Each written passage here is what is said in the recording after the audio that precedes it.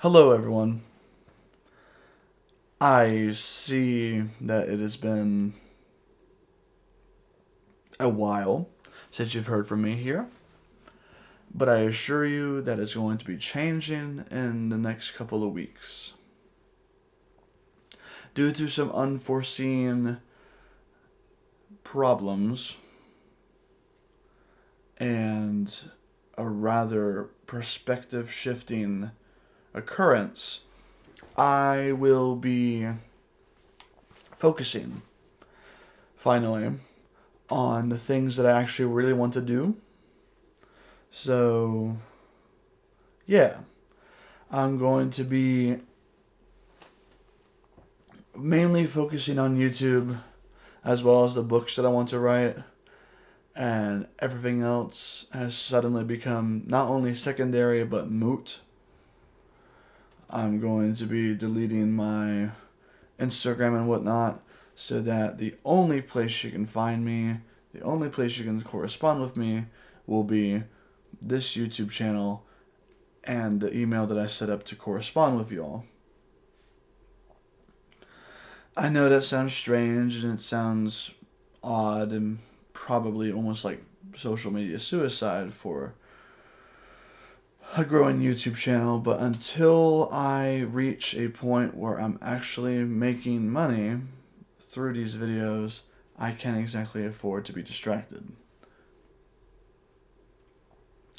Plus, even with parameters set for myself, the issues of this world are still ever present.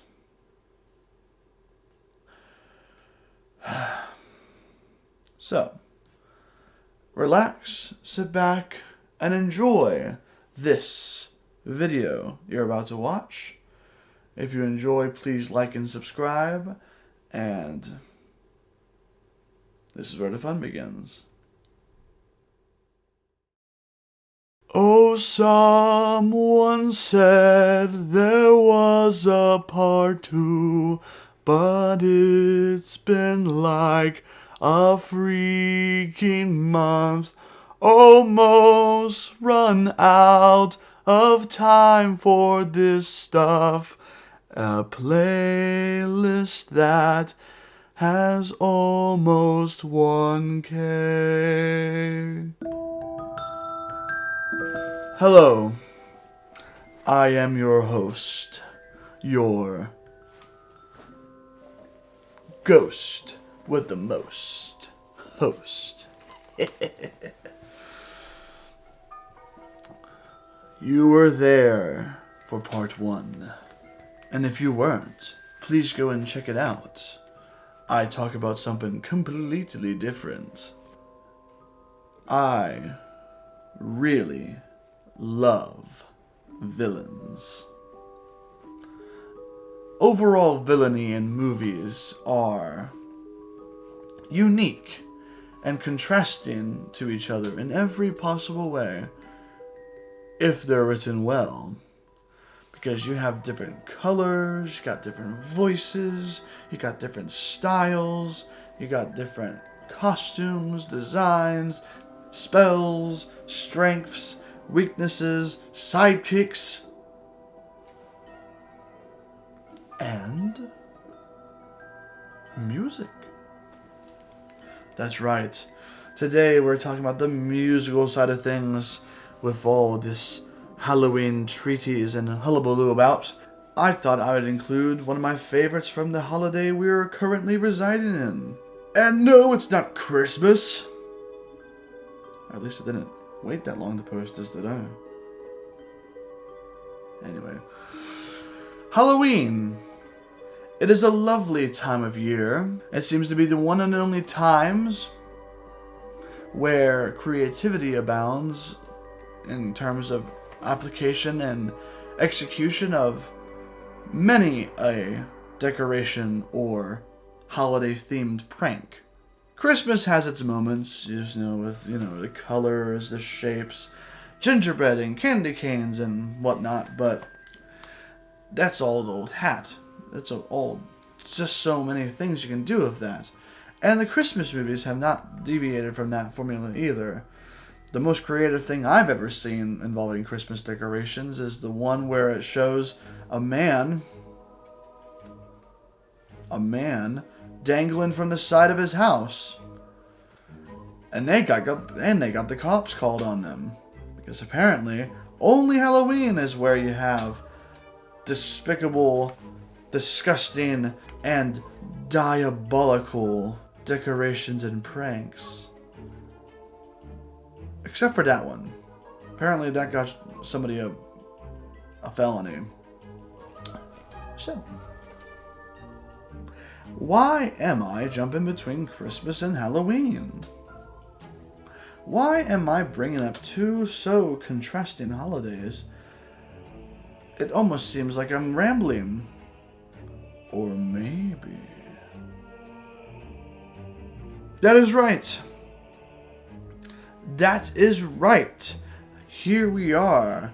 I'm talking about one of my favorite Halloween movies of all time. Or is it a Christmas movie?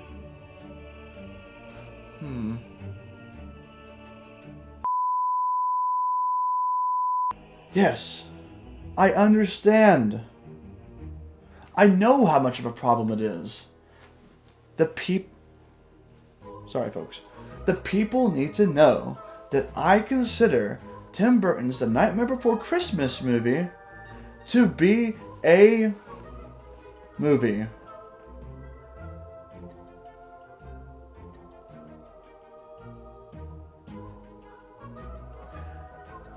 A movie. You're bleeping me in the studio, aren't you? I don't get paid enough for this. Anyway, even one whose livelihood and life goal and purpose, even I have to bend a knee, it seems. Where were we? Nightmare Before Christmas. It is a beautiful movie. I love it to death. The imagination and creativity put into this story is just phenomenal. Because even though people consider it to be so simple in terms of like starting, beginning, middle, and end, the story is not the only focus. You have the setting, the designs of the characters and costumes, the fact that it's stop motion that took like 5+ years, if I'm remembering that right, a very long time to make. So here we are. Tim Burton's working on Batman.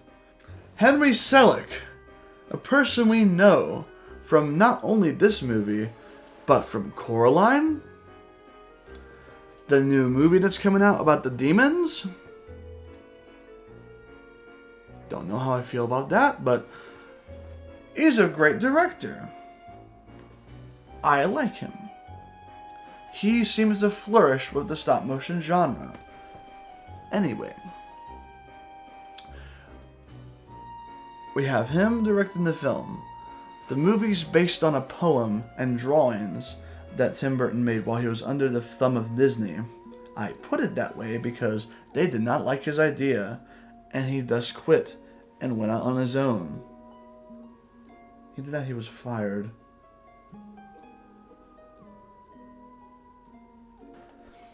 And now here the full circle comes around, and Disney now almost owns the rights and distribution of all of Tim Burton's works. And I find that kind of sick, to say the least.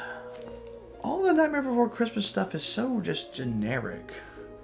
I don't know. Nothing screams creativity like, a nice montage and a glow-in-the-dark shirt. Anyway, back to the movement in hand. You have 3 very beautiful settings. You have Halloween Town, Christmas Town, and then you have This is the moment you've all been waiting for.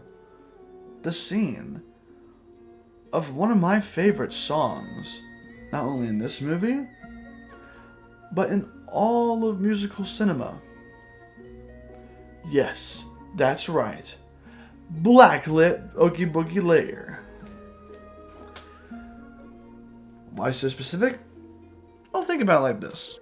If you had a toggle switch to immediately turn your room into the most fascinating place on the planet, I don't know if I would ever turn it off.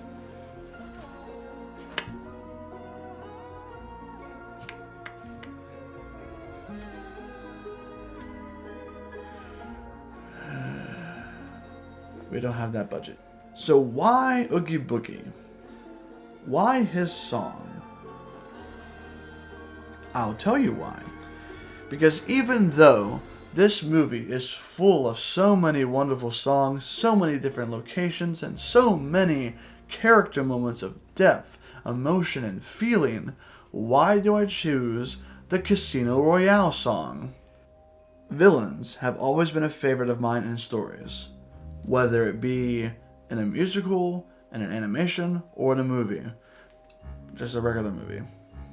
And the reason why that is because most villains, if you know, and seen them as many as I have, most of them have really interesting personalities, really interesting backgrounds and stories, and really just a really great performance to back up what is being said and told. Think about Gaston, for instance. We get to see two versions on screen, and one of them is iconic. And it's not this one.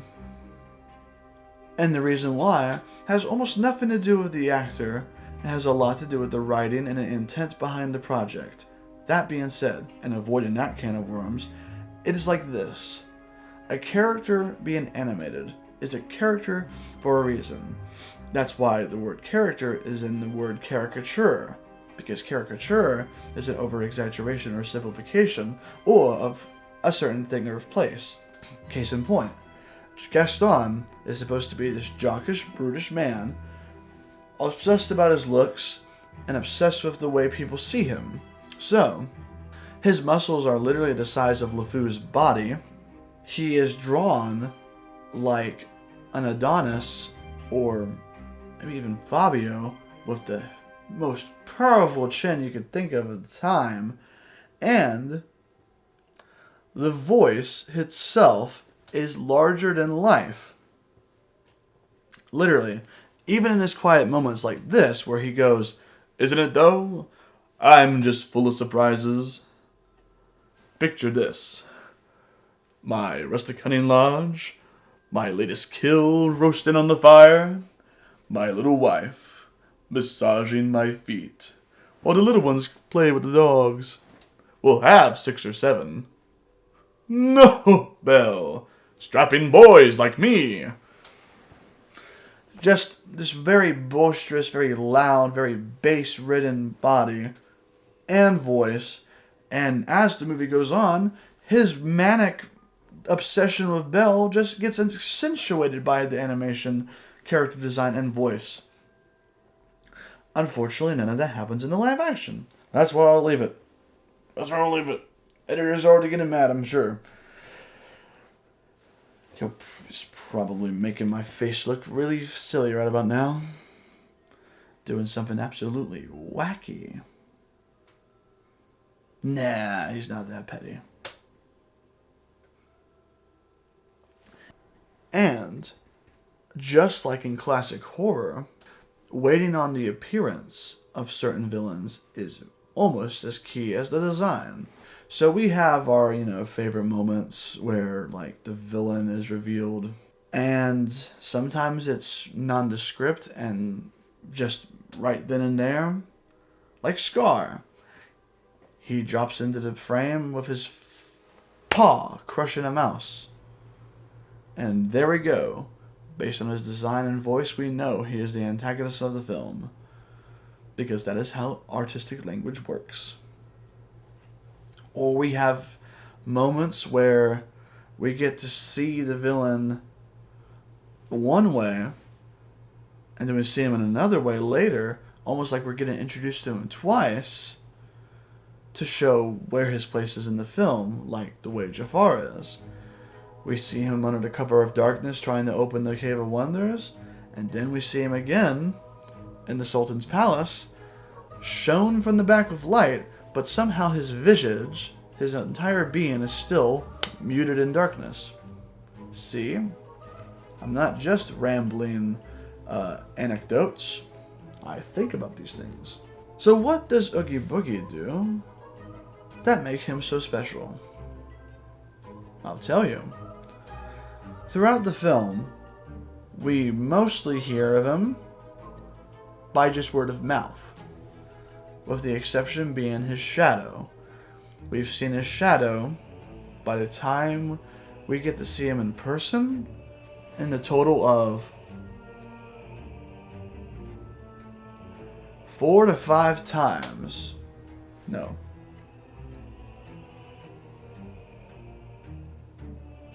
3 to 4 times. And I feel like that's on purpose. Because on one hand, it could be that he is really just a shadow. Think about that. Think about how interesting that would be. You know, we first see him in the song at the beginning. I am the shadow of the moon at night, filling your dreams to the brim with fright. And, you know, it's just this random ambiguous shape with a mouth and eyes. And then later we see him just... So it's like, he could be simply a shadow monster, and that would have been fine. Would have been a little understated, but you know what?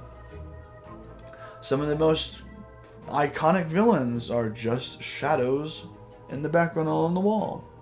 And then Hollywood brings them to the forefront and puts them in several movies that suck and ruin the entire mystique of the character, all in one fell swoop.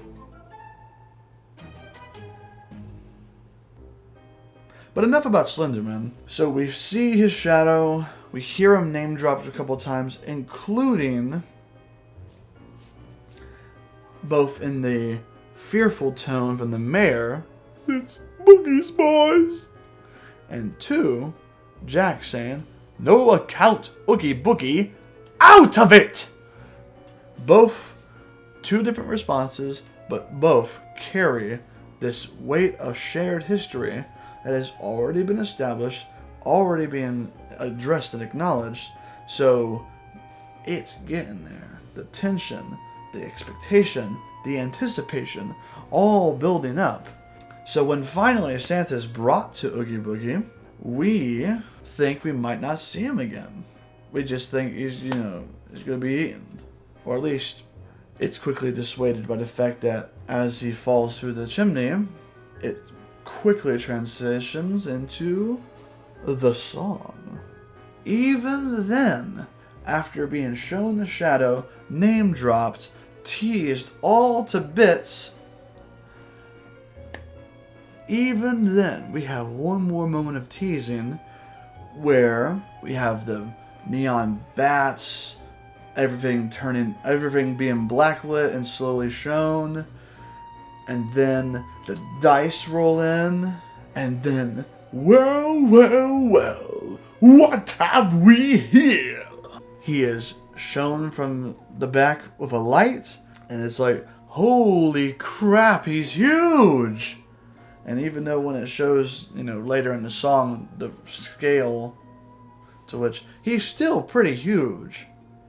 So, and then finally, I'm really scared! And this just, the green, I love it. I just love it! And then, one of the most iconic songs and aesthetic in film history begins. I cannot play it all here, and I doubt people want me to sing it in as an impersonation. If you do, comment down below, like the video and share it, and I will. So, song continues. We get plenty of indications of how and what makes this man tick. So one, we get these awesome details like spiders crawling out of his eyes at one point, a snake popping out occasionally from the tip of his beanie. We've made it a beanie. I'll just say beanie. You also have the snake coming out as a tongue. That's super cool. And you're just thinking, wow. So he just has all kinds of nightmarish things up his sleeve. Little do we know that later he's revealed to be composed entirely of bugs. And that scares the ever-loving out of me. And my favorite part about this whole thing is what it impresses upon us his personality, it informs his personality, and it shapes the entire scene and the characterization throughout the rest of the movie. So we saw the dice, and we thought it was just a quirk, or at least a thing that he does. Then we see his entire room, and we see that he is a casino gambling man. So the gangster accent, the way he struts his stuff, the music, all of it is informed by the scenery and the aesthetic. And I love it. He is my favorite boss fight in Kingdom Hearts 1. 10 out of 10. I just wish it was blacklit. I know that would have meant it was going to be completely in the dark, but it could have worked. But yeah, no, Oogie Boogie is horrifying. Like, between the showroom floor level and then turning into a freaking house, so terrifying. And even though we don't get anything like that, you know, Marvel CGI kaiju, we still get an excellent scene where struts his stuff, runs around, shows off his little gadgets, including my favorite, the slot machine cowboys. And even though nobody has made a good Western in a freaking long time, cowboys are cool too. Just as cool as pirates.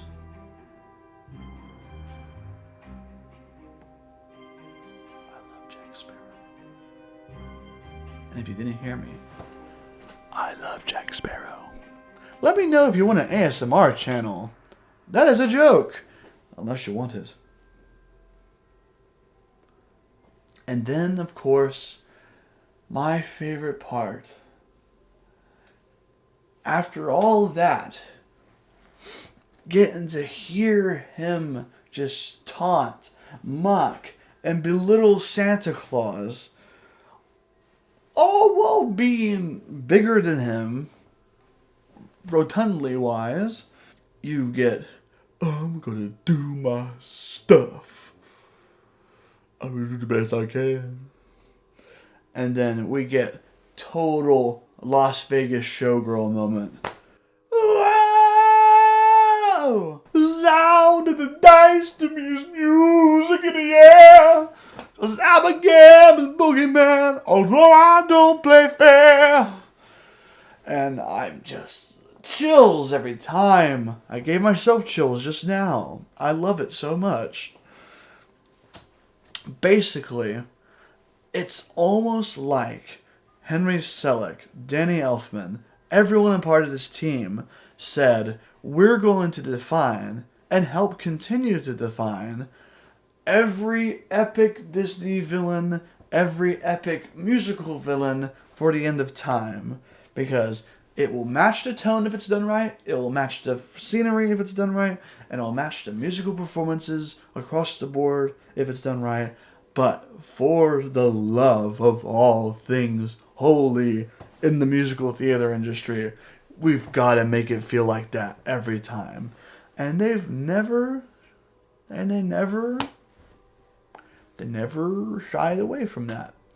Even now. Well, actually, they have shied away from that.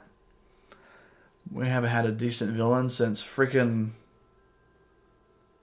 Tangled?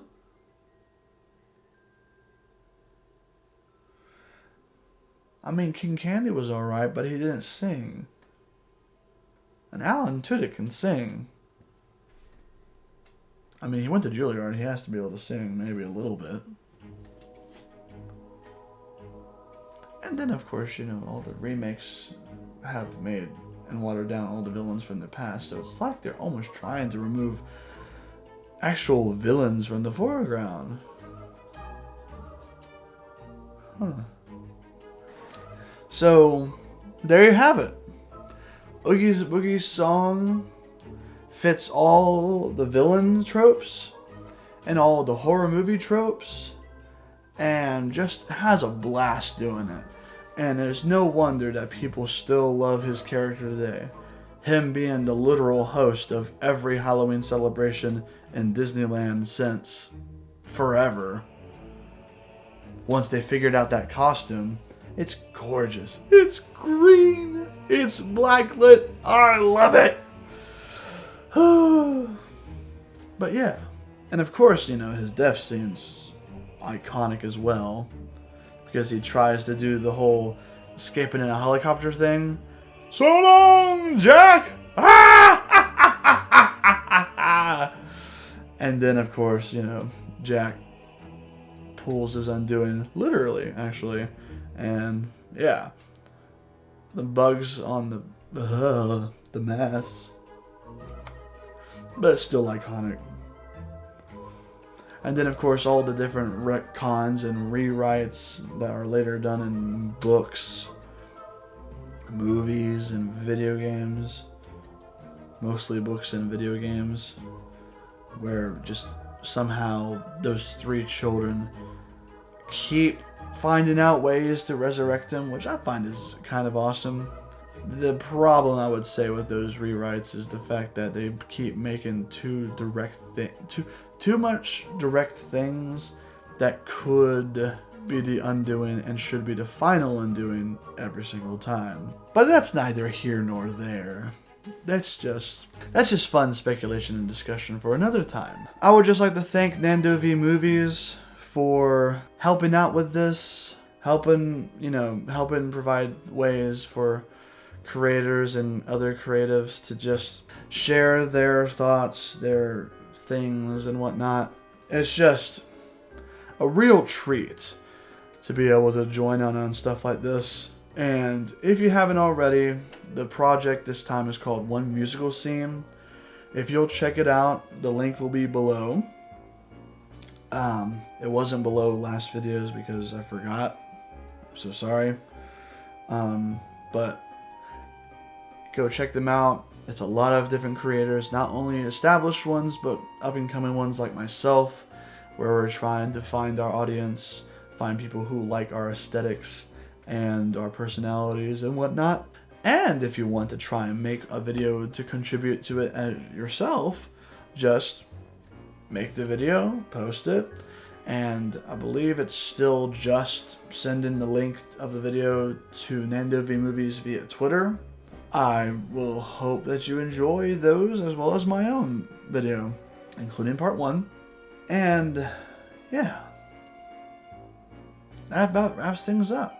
I hope you guys are having a lovely holiday month, full of spooks, scares, goblins, and whatnot. It's just a shame that this Halloween video just doesn't have anything particularly spooky about it. Like, I like villains, so I guess I am a spooky person. And my jacket has the Ghostbusters emblem. That's kind of spooky. And I'm wearing the Beetlejuice t-shirt that I got from Halloween Horror Nights Universal oh so long ago. Already been 2 years, dang it. Yeah, no. And then there's this Doctor Strange Lego set right there. With the spooky zombie what if Captain America right here, so I guess the video is spooky enough.